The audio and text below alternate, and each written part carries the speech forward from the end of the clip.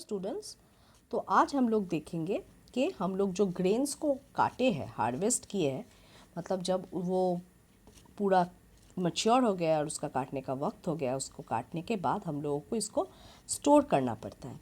तो वो सब मेथड्स या वो सब स्टेप्स आज हम लोग देखेंगे कि स्टोरेज का क्या क्या स्टेप्स हैं। तो पहले जब फसल कट जाता है तो हम लोग क्या करते हैं, उसको अच्छे तरीके से काट लेते हैं by the thresher machine, harvester, combine सब यूज़ करके।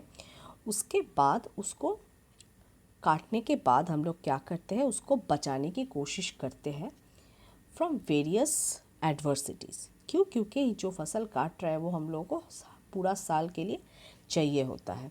उसको सर्कुलेट करना पड़ता है, उसको मार्केट तक भेजना पड़ता है, उसको यूज़ करना पड़ता है। अगर कोई ग्रेन ख़राब हो जाए, अगर वो क्रॉप खाने लायक हो ही ना, तो फिर उसका कोई मार्केट वैल्यू नहीं रहेगा। तो इसीलिए उसको एक प्रॉपर स्टोरेज देने की ज़रूरत है। इसको किस किस चीज़ से हम लोगों को प्रोटेक्ट करना पड़ेगा? रोडेंट्स मतलब रैट्स, चूहों से, इंसेक्ट्स से, फंगस, बैक्टीरिया, ये सब चीज़ों से हम लोगों को उसको प्रोटेक्ट करना पड़ेगा। लगभग 10% जो 10% ऑफ क्रॉप्स जो इंडिया का ग्रो होता है, तो वो इस इम्प्रॉपर स्टोरेज के वजह से नष्ट हो जाते हैं फसल। तो इससे फार्मर लोगों को भी बहुत बहुत दिक्कत होता है और कभी कभी खाने का कमी भी, क्रॉप्स का कमी भी नज़र आता है। तो हम लोगों को क्या करना चाहिए, इसको ठीक तरीके से स्टोर करना चाहिए ताकि पूरे साल तक इसका सप्लाई जो है वो मेंटेन रहे। तो इसके लिए हम लोग को क्या करना चाहिए, स्टोर करने से पहले देखना, जिन लोगों का गांव में घर है, जो लोग फसल काटते हैं, उन लोग को मुझसे भी ज़्यादा ठीक तरीके से पता होगा। वो लोग क्या करते हैं, धान या फिर कोई भी क्रॉप को काटने के बाद उसको सुखाते हैं, ड्राई करते हैं, ताकि उसके अंदर कोई भी मॉइस्चर ना रहे, कोई भी पानी का स्ट्रेस कोई भी पानी का ट्रेस ना रहे। क्योंकि मॉइस्चर रहने से क्या होता है, वो जल्दी रॉट हो जाते हैं, जल्दी ख़राब हो जाते हैं। नेक्स्ट, ये जो ड्राइंग जो है, वो अगर कम धान रहा, कम क्रॉप रहा, तो हम लोग सन में ही कर लेते हैं। लेकिन अगर बहुत ज़्यादा मात्रा में क्रॉप्स रहा तो हम लोग ब्लो ड्राई करते हैं, हॉट एयर से उसको मैकेनिकल ड्रायर से सुखाते हैं। ठीक है? क्यों? ताकि ये जब मॉइस्ट रहेगा तो वो ज़्यादा अट्रैक्ट करता है फंगस, बैक्टीरिया, इंसेक्ट्स, पेस्ट्स, ये सब चीज़ों को वो लोग अट्रैक्ट करते हैं जब उसमें मॉइस्चर लॉक्ड रहता है। ठीक है? नेक्स्ट हम लोग देखेंगे मेथड्स, कौन से मेथड्स से हम लोग इसको स्टोर करते हैं। देखो यहाँ पे जो फ़ोटोज़ है वो मैं नेक्स्ट स्लाइड में भी यूज़ की हूँ, उसके ऊपर बेस करके हम लोग देखेंगे। ठीक है? पहले, on a small scale farmers store grains in jute bags और मेटेलिक बीन्स। अच्छा, जो छोटे छोटे फार्मर्स हैं वो लोग के पास ज़्यादा ग्रेन्स नहीं रहते, तो वो लोग बस्ता में उसको स्टोर करके अच्छे तरीके से रख देते हैं। लेकिन लार्ज स्केल में वो लोग वो जूट के बड़े बड़े जूट के बैग यूज़ करते हैं, जिसको वो लोग ग्रैनरीज में डालते हैं।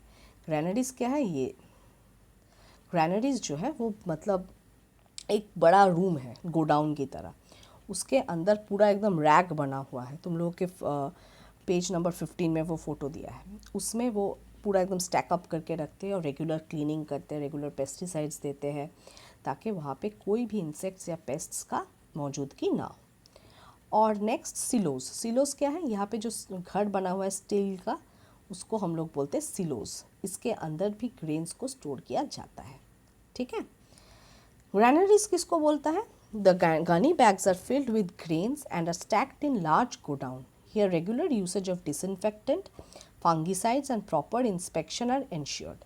यहाँ पे डिसइनफेक्टेंट रेगुलरली दिया जाता है ताकि कोई भी इंसेक्ट हो या फिर कोई भी इन्फेक्शन, डिजीज़ का कोई संभावना ना रहे।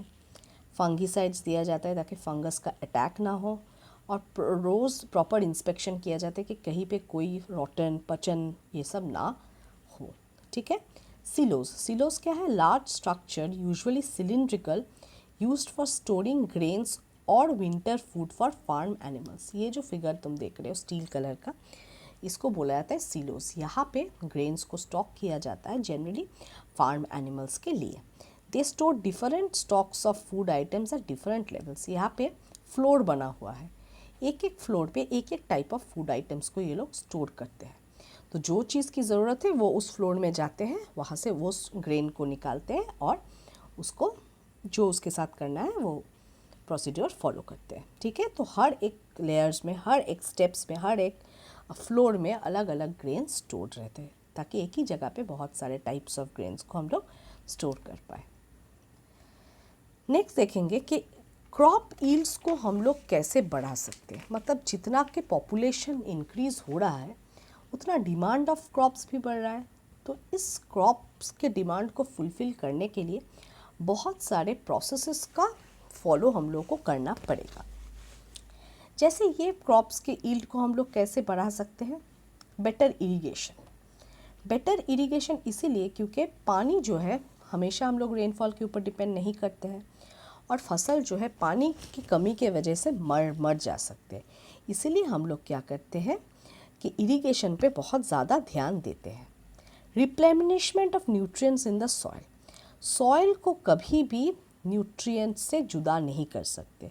जब भी न्यूट्रिएंट्स उसका ख़त्म होने को आएगा तभी हम लोग उस सॉइल में न्यूट्रिएंट्स डाल देंगे by the various processes we have discussed earlier. Next, suitable methods of protection from pests, weeds. कोई भी इंसेक्ट्स, रोडेंट्स, वीड्स ये सब को मेन क्रॉप के आसपास आने नहीं दिया जाएगा, क्योंकि ये सब बहुत सारे फसल को ख़राब कर देते हैं जो मैच्योरिटी तक पहुंचते ही नहीं है। तो इसीलिए हम लोग को ऐसा मेथड्स का यूज़ करना पड़ेगा ताकि ये सब चीज़ों से हम लोग का क्रॉप जो है वो मुक्त रहे। Next, use of advanced agricultural implements. नई टेक्नोलॉजी का यूज़ करना पड़ेगा, नया टाइप्स ऑफ सीड्स लाना पड़ेगा, गुड क्वालिटी ऑफ सीड्स लाना पड़ेगा, प्रॉपर मशीनरीज़ का यूज़ करना पड़ेगा ताकि एग्रीकल्चर जो है जितना भी हम लोग क्रॉप्स को उगाएंगे वो बेस्ट क्वालिटी में निकले और ज़्यादा परिमाण में आए, कोई भी फसल का नुकसान इस दौरान ना हो।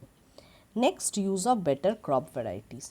बेटर क्रॉप वैरायटीज़ मतलब ताकि जितना भी अमाउंट ऑफ क्रॉप हो वो बहुत गुड क्वालिटी में हो, ताकि क्रॉप्स का जो मार्केट वैल्यू है वो बहुत अच्छा हो और क्रॉप्स जगह जगह तक पहुँचे, मतलब उस ड्यूरेशन में क्रॉप का कुछ फेलियर ना हो। ऐसा टाइप ऑफ वैरायटी हम लोग को निकालना पड़ेगा कि उसमें बहुत सारे गुण ऑलरेडी मौजूद हो जो ह्यूमन बीइंग्स को चाहिए। ठीक है, नेक्स्ट देखते हैं hybridisation. This is very important. Hybridisation क्या है?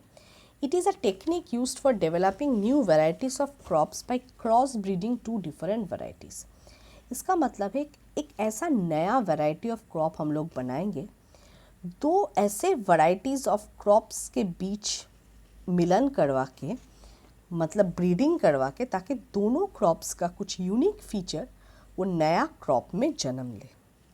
ठीक है, जैसे क्या क्या लिया जाता है, यहाँ पे दो ठो प्लांट लिया जाता है ऑपोजिट जेंडर्स का, एक मेल प्लांट दूसरा फीमेल, और इसको ऐसे प्रॉपर्टीज़ के ऊपर सिलेक्ट करते हैं हम लोग कि जो नया प्रोडक्ट आए उसमें वो प्रॉपर्टीज़ पहले से ही मौजूद हो। जैसे सपोज़ मुझे ज़्यादा कैलोरीफिक वैल्यू चाहिए तो हम लोग, और एक में चाहिए कि उसमें न्यूट्रिशियस वैल्यू बहुत ज़्यादा हो, तो ऐसा दो प्रोडक्ट लेंगे और दोनों पे क्रॉस करेंगे, तो तीसरा जो प्रोडक्ट आएगा उसमें कैलोरीफिक वैल्यू भी ज़्यादा हो, मतलब एनर्जी ज़्यादा मिले, और न्यूट्रिशन का लेवल भी बहुत ज़्यादा, मतलब दो अलग अलग क्रॉप खाने से मैं एक क्रॉप में दोनों का ही गुण मुझे मिल रहा है। ठीक है, व्हाट इज़ इमैस्कुलेशन? इमैस्कुलेशन का क्या मतलब है? The anthers of the female plants are removed at the bud stage to prevent self pollination. Self pollination मैं पिछले ईयर में करवाई थी, जहाँ पे देखे थे हम लोग। सेल्फ पॉलिनेशन होता है एक ही प्लांट में, जब एक ही प्लांट के अंदर ब्रीडिंग होता है, क्रॉस होता है, तब जो पॉलिनेशन प्रोसेस होता है उसको हम लोग सेल्फ पॉलिनेशन होता है। क्रॉस पॉलिनेशन मतलब दो अलग अलग जगहों पे जब वो प्लांट रहता है तब क्रॉस पॉलिनेशन होता है। तो ये जब फीमेल प्लांट हम लोग लेते हैं उसका एंथर को पहले ही हम लोग अपरूट कर लेते हैं, ताकि वो अपने आप पॉलिनेशन ना कर पाए। अगर अपने आप पॉलिनेशन करेंगे तो वही प्लांट पैदा होगा, तो हम लोग का ये हाइब्रिडाइजेशन का पूरा कॉन्सेप्ट ही गलत हो जाएगा। इसलिए हम लोग उसको इमैस्कुलेट कर देते हैं। इस प्रोसेस को हम लोग बोलते हैं इमैस्कुलेशन।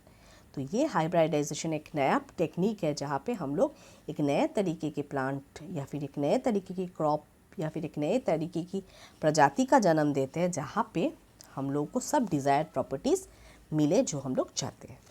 नेक्स्ट हम लोग देखेंगे व्हाट इज़ एनिमल हस्बेंड्री। ये एक ऐसा साइंस है, this science deals with breeding, feeding and caring of domestic animals. मतलब जो भी डोमेस्टिक एनिमल्स है जैसे काऊ, गोट, हैन तो जनरली पोल्ट्री में आ जाएगा, वो अलग है। तो जो भी डोमेस्टिक एनिमल्स हैं उसका जो पालन करना, उसका जो ब्रीडिंग करके प्रोडक्शन करके आगे की जनरेशन को पैदा करना, उसका केयरिंग करना, ये सब को हम लोग एनिमल हस्बेंड्री के अंडर लाते हैं। जैसे मिल्क प्रोडक्शन, वो भी एनिमल हस्बेंड्री का एक पार्ट है। जैसे गोट का production for meet, for milk, ये सब चीज़ भी एनिमल हस्बेंड्री के अंदर आते हैं। पिसीकल्चर क्या है? पिसीकल्चर से पता चल रहा है ये प्रोडक्शन ऑफ फिश है on a large scale bye farming fish in fish nurseries is called pisciculture. Pisciculture मतलब एनिमल हस्बेंड्री की तरह ही है, जब फिश को हम लोग लार्ज स्केल में पैदा करते हैं for in the fish nurseries, it is called pisciculture. बड़ा बड़ा तालाब को लेते हैं लीज में और उसमें एक 2-3 वैरायटी के फ़िश डालते हैं और वहाँ से वो फ़िश जो है उभर के निकलता है, फिर उसको हम लोग कमर्शियल पर्पस में यूज़ करते हैं। तो this process is known as pisciculture. This is the end of your chapter. So next chapter I will start after a day, because फिर मैं बाकी पोर्शन का असाइनमेंट दूंगी जो तुम लोग मुझे कंप्लीट करके दोगे और फिर हम लोग नेक्स्ट चैप्टर में जाएंगे। Till then thank you so much for listening. कोई भी डाउट्स रहा तो कमेंट सेक्शन में पोस्ट करना। जो मैं देख रही हूँ कि कोई भी पोस्ट नहीं कर रहा है, फिर भी it's my duty to tell you. So till then stay safe, stay healthy. Thank you so much.